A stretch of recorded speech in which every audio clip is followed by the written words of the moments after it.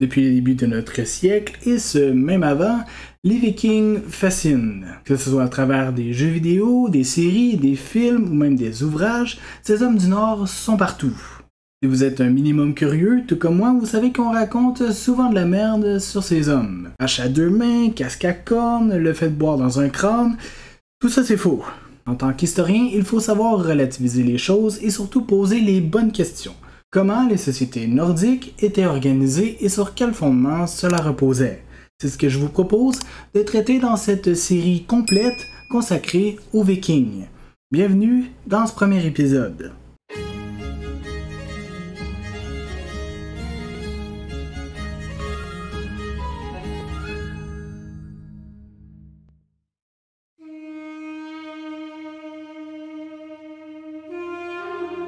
Avant de pouvoir s'intéresser à ces hommes du Nord plus précisément, il me semble important de s'arrêter quelques instants sur les premiers peuplements de la région de la Scandinavie.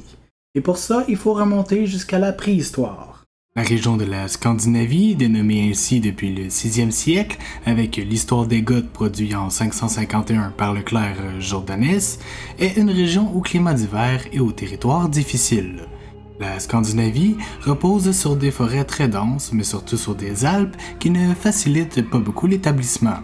Les zones fertiles et déboisées se font rares. Les habitants sont contraints alors de s'installer sur les littoraux, du moins pour la Norvège. La Suède et les autres régions comme le Danemark, le Jutland ou encore la Finlande offrent aussi un quotidien difficile avec, là aussi, des forêts épaisses, créant ainsi des bassins humains renfermés sur eux-mêmes.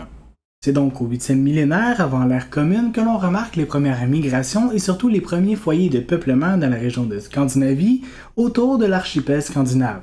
Et c'est dès le 4e millénaire avant notre ère que l'élevage et l'agriculture y est pratiquée et que des civilisations s'installent le long des fjords. Avec la mise en place de ces petits villages, des échanges commerciaux se mettent en place avec d'autres civilisations, notamment à 3 endroits, sur la Elbe, la Oder et la Vistule. De plus, cette population entre dans l'âge de bronze vers 2300 avant notre ère par l'intermédiaire du commerce avec la Grèce qui, je vous le donne en mille, possède le bronze.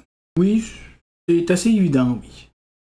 Ici comme ailleurs, les premières populations sont majoritairement composées de chasseurs-cueilleurs. De petits villages se construisent et accueillent des populations entre 10 et 12 habitants.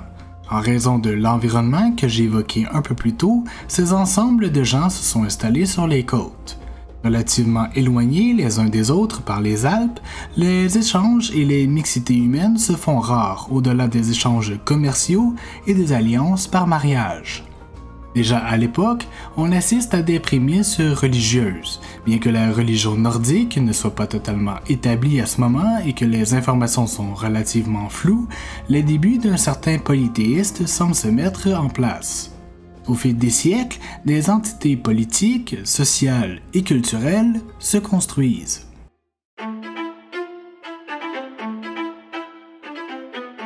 Lors des grandes migrations germaniques qui débutent dès le 2e siècle en raison d'un refroidissement climatique, mais aussi par l'Empire des Huns qui s'impose de plus en plus, une pluralité de germaniques quitte ainsi le nord de l'Europe pour aller vers son sud-ouest. Toutefois, certaines de ces communautés décidèrent de rester sur les terres de la Scandinavie plutôt que de se déplacer. Ainsi, si au départ toutes ces populations germaniques étaient issues plus ou moins d'un même bassin linguistique et culturel, cette séparation géographique forgea, au fil des décennies et des siècles, deux sociétés distinctes.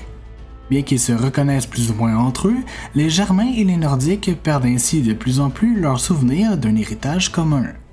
Du 6e siècle et jusqu'en 793, nous assistons à la période de Vendel.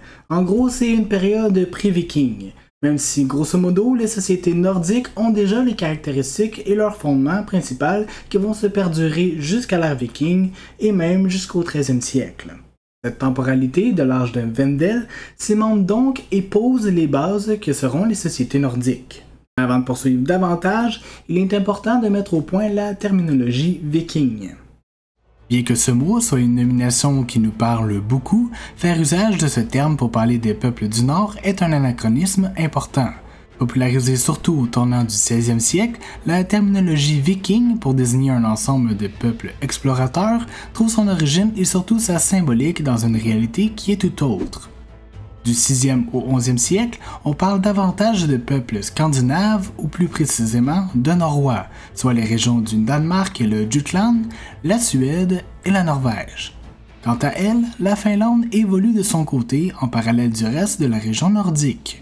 Le terme viking, quant à lui, viendrait plutôt du vieux norrois, la langue parlée dans les régions de la Scandinavie, mais aussi dans les colonies nordiques de l'ère viking.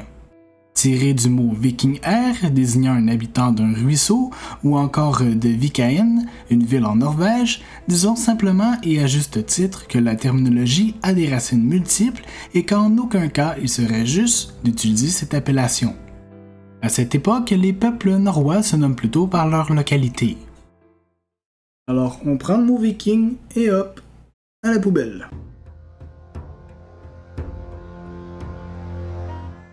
En raison de cette séparation géographique, on assiste alors à une profonde distinction religieuse entre les Germains qui se christianisent de plus en plus et les Nordiques qui, eux, s'attachent toujours au polythéisme. Au fil des siècles qui composent l'ère de Vendel, mais également l'ère viking, le panthéon des dieux se met peu à peu en place. Ceux-ci se fixent alors dans un environnement et l'organisent au même titre que le polythéisme gréco-romain. Cette influence vient surtout des divers contacts issus des échanges commerciaux entre ces deux sociétés. Comme plusieurs religions, celle-ci se base sur la prédominance de la tradition orale. Le monde divin dans lequel vivent les hommes du Nord est très complexe. Pour des soucis de compréhension globale, je n'aborderai ici que les prémices d'une réalité plus détaillée. Le monde tout entier repose sur l'Yggdrasil, l'arbre-monde. À son sommet, on y retrouve Asgard, le monde des dieux, avec le Valhalla. Positionné à l'entrée d'Asgard, le Valhalla est le hall d'Odin, là où les guerriers morts au combat peuvent boire et festoyer jusqu'au moment du Ragnarok. Ensuite, on y retrouve le Midgard, le monde des hommes, ainsi que le Alfheim, le monde des elfes. Toujours dans cette mythologie, on y retrouve diverses divinités telles qu'Odin, un dieu guerrier avec une personnalité plutôt intellectuelle basée sur la sagesse et l'égoïsme. Ajoutons à ses côtés Thor, dieu du tonnerre, Loki, dieu de la discorde, ou encore Freya, déesse de l'amour, de la sexualité et de la maternité. Au-delà de toutes ces divinités, il ne faut surtout pas oublier également la présence de Valkyries, les messagers d'Odin qui viennent récupérer les morts tombés au combat pour les apporter vers leur Valhalla. Également, vous avez sans doute déjà vu dans des films ou dans des ouvrages la présence de berserkers. Les berserkers sont surtout des soldats qui ont une soif intense du combat et qui n'ont rien à perdre. On les nomme berserk en raison du fait qu'ils ne portent rien sur eux, mis à part une peau d'ours. On raconte que la férocité des berserkers serait issue d'une accumulation de la colère et ainsi de la puissance d'Odin.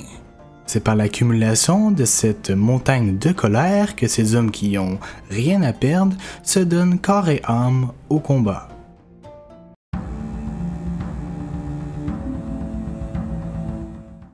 Une autre particularité de ces sociétés norroises est bien entendu l'écriture unique. Inspirée de l'alphabet, ce regroupement de 16 lettres pour le plus court et de 24 pour le plus long se nomme le futark en raison des 6 premières lettres qui composent l'alphabet runique.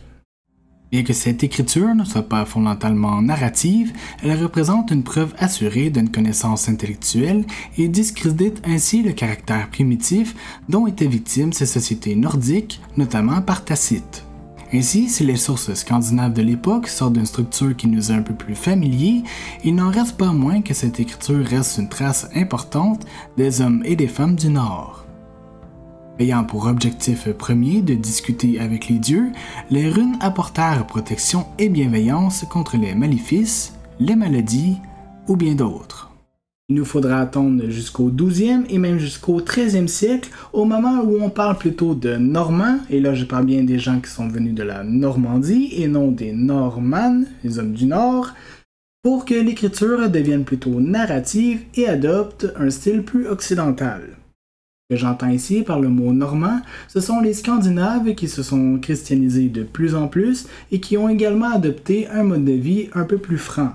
C'est à travers les sagas nordiques, des récits plus narratifs et épiques, que des auteurs comme Snorri Sturluson vont nous faire parvenir les traditions ancestrales.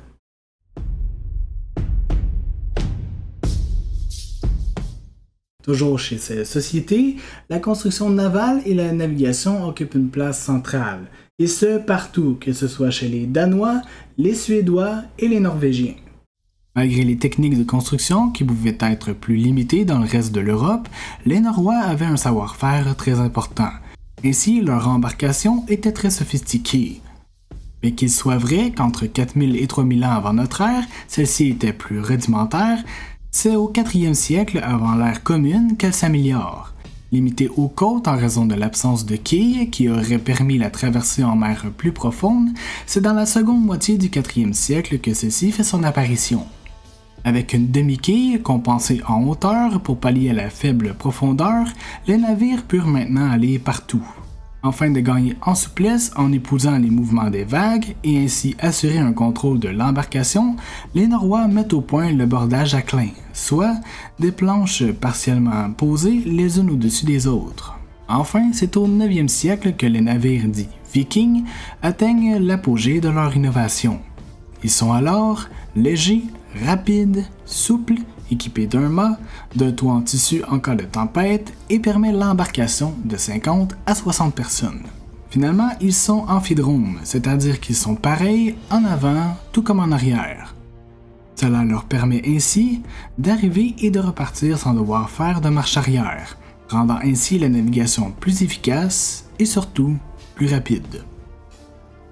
Et que nous avons la fâcheuse habitude de nommer les embarcations vikings Drakkar en raison des dragons dessinés sur leurs proues, les navires vikings ne s'appelaient pas ainsi. Construits en plusieurs types, il y avait également des bateaux plus profonds conçus pour apporter nourriture, provisions et bêtes vivantes afin de coloniser des endroits. D'autres navires étaient plutôt confectionnés avec peu de profondeur, utiles pour les voyages de courte durée. On nomme plutôt les navires scandinaves des landskip ou des longships. En gros, ce sont des bateaux longs. Nous l'avons vu dans cette première vidéo, la population de la Scandinavie se fait très tôt dans l'histoire et le commerce y joue également un rôle majeur dans la mise en place de ces premières civilisations.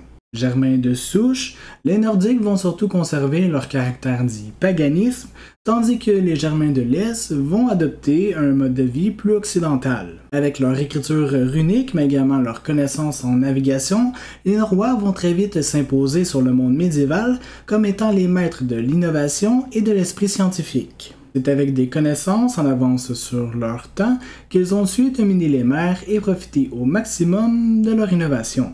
Voilà, c'est tout pour ce premier épisode. J'espère que vous avez apprécié celui-ci. N'hésitez pas à mettre un pouce, à laisser un commentaire si ça vous a plu, à partager au maximum. Et moi, je vous dis à la prochaine pour une prochaine vidéo.